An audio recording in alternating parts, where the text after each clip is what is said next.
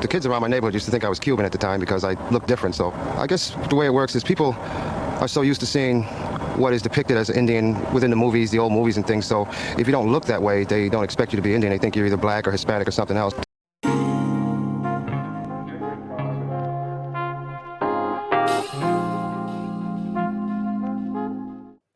Hello everyone, welcome back to the channel. I'm Achila Yona and today we're diving into a crucial and often overlooked topic, the untold stories of American Indian heritage within Black American families. This subject is rich and complex, and understanding it helps us appreciate the deep and intertwined history between these communities. And I know for a lot of my subscribers that they believe that Black Americans are indigenous people and that Black people been in the Americas before Christopher Columbus, which is true to a certain extent. And let me explain why. Often on my channel, I talk about different people from different ethnic backgrounds being classified as Black, colored, Negro in colonial times. So it's good that we be mindful of this and also keep this in mind when we're talking about the Black demographic, okay? But anyway, I want to start by addressing the transatlantic slave trade, which we know has a lot of fallacies and false information attached to it. Now, some people believe the transatlantic slave trade happened, other people didn't, but I'm just going to stick with the information that has already been put out there. Like I said, I'm not one of the people that believe that it didn't happen because the transatlantic slave trade actually started with indigenous Americans, and a lot of people don't know that, but yes, it did start with indigenous people. However, the numbers with how many Africans that were imported into colonial America, the numbers are often inflated, okay? Between 388,000 and 500,000 African slaves were brought to mainland North America.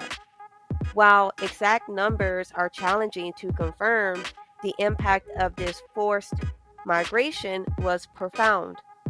Many enslaved Africans sought refuge with American Indian nations, leading to the formation of new blended communities where African and indigenous American cultures merge. This cultural exchange often resulted in the creation of unique alliances and shared traditions. We were coming up, it was a bad stigma, I guess, to be Native American. And so, I mean, you was just classified as black, or that's the way you went. And, a lot of the older people, they never told you. I mean, it was a long time before I really found out what my heritage was. So before I get deeper into this subject, I want to talk about paper genocide briefly because I know I have new viewers watching my videos, and oftentimes I get people in the comment section kind of lost about topics such as this. So let me briefly talk about paper genocide. Paper genocide refers to the bureaucratic erasure and manipulation of American Indian identities. This practice had devastating effects, leading to the displacement of American Indians in a complex relationship with Black Americans. During colonial times and well into the 1900s, many American Indians and mixed race Indians were reclassified as different races, such as Black, colored, Negro, and even in some cases white on official documents. Because of paper genocide, some indigenous communities might distance themselves from Black Americans or Black Indians to avoid negative stereotypes or the risk of being reclassified due to their proximity to Blackness. This separation is a direct result of historical injustices that aim to erase and control indigenous identities. However, it's essential to recognize that this doesn't mean Black Americans should shy away from celebrating their indigenous heritage. Many people deemed original are themselves mixed, and no one has the divine authority to dictate who can or cannot honor their heritage. Everyone deserves to explore and celebrate their ancestry. Now, let's explore some of the lesser known connections between Black Americans and Indigenous peoples. These stories often go unrecognized, but are essential for understanding our shared past. Crispus Attucks, celebrated as the first martyr of the American Revolution, is a notable figure. While he is widely remembered for his role in the Boston Massacre, his African and American Indian ancestry is less known. His mother was from the Nipmuc tribe, highlighting early interactions between Black and Indigenous communities. Also, Mary Fields, known as Stagecoach Mary, was the first female mail carrier in the United States. She was born into slavery and later became a prominent figure in the American West. Her mother was part of the Nez Perce tribe, showcasing the influence of American Indian heritage on her life and work. Fanny Jackson Coppin, a prominent educator and activist born into slavery. She had Choctaw roots. Her contributions to education and advocacy demonstrate the deep connections between Black and American Indian histories. And I'm using Black vaguely because, as I mentioned before, there were so many Indigenous people reclassified or just straight up classified as Black, colored, Negro. So just letting y'all guys know about that. Ancestry tree research is becoming increasingly popular, but many people put their research at risk by only saving it on their computers. If your computer breaks, retrieving your research will be difficult, if not impossible. Online memberships can be costly, and forgetting your password can cause you to lose all your work and start over.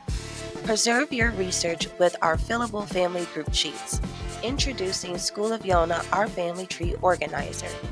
Designed to help you safeguard your ancestry, our family tree organizer comes with personalized sheets that can list one couple, their parents, and up to 24 children and spouses.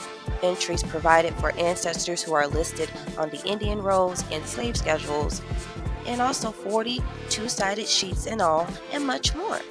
Share them at holiday gatherings or pass them down to future generations. The benefits are endless. The link to our organizer is in the description box below. Effectively preserve your ancestry today.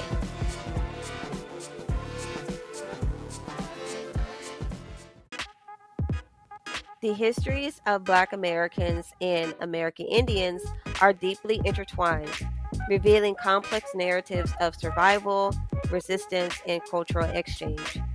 The Black Seminoles, for example, were escaped Black Americans who found refuge among the Seminole tribes in Florida.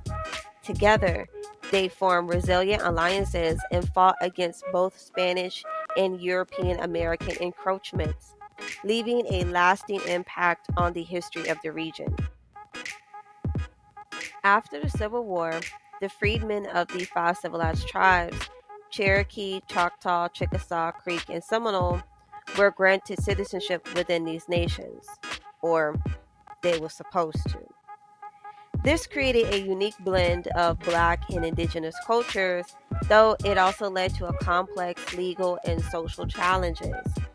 Many full blooded Indigenous Americans were misnomered as freedmen due to their former enslavement, complicating their ancestral records.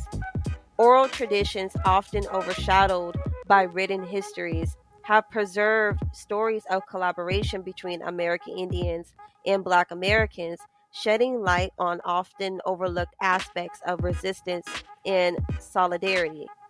Freedom seekers on the Underground Railroad frequently traversed American Indian territories, using routes like the Tuscarora Path, which connected the Carolinas and Virginia to the north. The Michigan Road, running through Indiana and Potawatomi villages, along with major crossings like the Ohio River, shows how integral these indigenous lands were to the journey to freedom. These stories emphasize the enduring power of collaboration and the rich intertwined histories that continue to influence our understanding of the past. It's important that we realize things for what it is.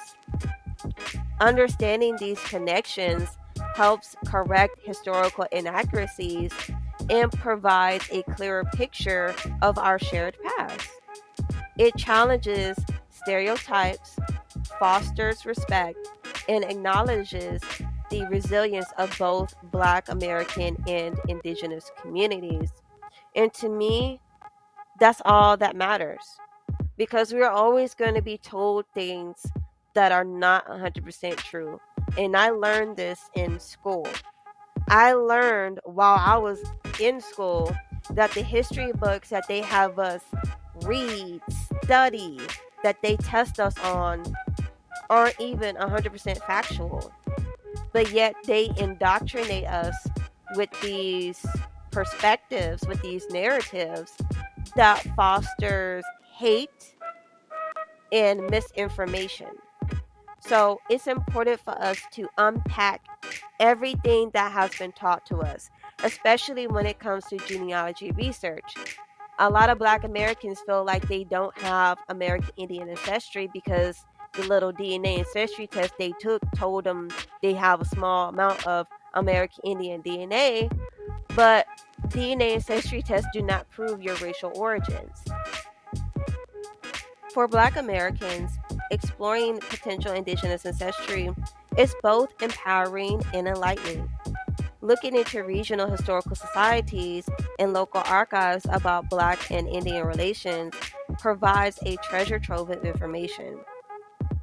These local resources offer unique insights into how these communities interacted and shaped each other's experiences. Additionally, participating in cultural events and festivals that celebrate both Black American and American Indian heritage can deepen your understanding. Engaging with local indigenous communities and cultural organizations not only builds connections, but also offers personal insights into these diverse histories. Now, I'm not saying you might not come across prejudiced behavior. At this point, for me, it's to be expected. People judge what they don't understand, and in many cases, a lot of natives, especially the white ones, know that Black Americans have indigenous ancestry. They just don't want to share the resources that were supposed to be given to Black Indians who share ancestry with them. It's important to recognize that your heritage is multifaceted. And if you come across documentation of an ancestor being indigenous, don't dismiss it. Instead, embrace it as a vital part of your identity. Don't let others define who you are and how you should honor your ancestors. By acknowledging and exploring your indigenous roots, you're paying homage to their resilience and ensuring their stories are not forgotten. Uncovering these untold stories of indigenous heritage within Black American families enriches our collective understanding of history. The best advice I received from an elder when I struggled with being mixed race was to be asked, so which one of your grandmothers then is unworthy of you recognizing her? And that really struck home for me. That there is no grandmother that you can look at, no matter what color you are, no matter what background you come from. There isn't a time where you can look at one of your grandmothers and say, her Irish heritage is unworthy of me, or her Black heritage is unworthy of me. I define myself as a Muskogee Creek woman of African American and Irish Scot descent. I was adopted transracially, and my parents were white, and I also had a Korean daughter and a white son. For me, my personal experience, I felt very cocooned by the urban Native community. There seemed to be a responsibility by those Natives that were my parents' age to ensure that I was part of the community because I had been adopted out. I think what's weird for me is that I'm not considered African American enough for people to watch what they say around me in Indian country. So the N word is used in front of me because the reasoning is, what do you care? It shouldn't bother you at all. Look at you. and it does bother me. But for the most part, I would find that in the urban Indian communities, it's really not about anti-African American sentiment. It's pro-Native sentiment. Are you Native or not? They don't care whether you're mixed with black or not. Are you Native or not? The children, I think sometimes they think I'm too hardlined or too traditional, and then in other ways they're even more traditional. When my older daughter got her hair cut, she was just mortified that they had to cut her hair, and she was very concerned about making sure that the hair was properly taken care of by somebody in our community, and yet she had to endure the misunderstandings that go with going into a black hair salon and saying, I need you to keep all this hair and I need you to put it in a bag and don't touch it and don't mix it with other hair, and having the people that are there want to be interested. Y'all doing some voodoo stuff in there? Y'all doing what are you gonna do? And that kind of realization that you're looking across the table at a black person talking to you, and usually as a black Indian you're thinking, well, now I can tell you're black Indian, but you know nothing about your heritage. And this moment right here in the hair salon is a moment that's a cultural difference. These narratives highlight the resilient strength and cultural richness that define the shared heritage of Black Americans and Indigenous peoples. If this exploration resonated with you, give this video a thumbs up, share it with a loved one, and leave a comment below with your thoughts or questions. Don't forget to subscribe to the channel and hit the all notifications bell button to get updates on my latest content. Thanks for joining me today, and I can't wait to see you in the next video. All right, go get 'em, Gym Go Getters. Bye.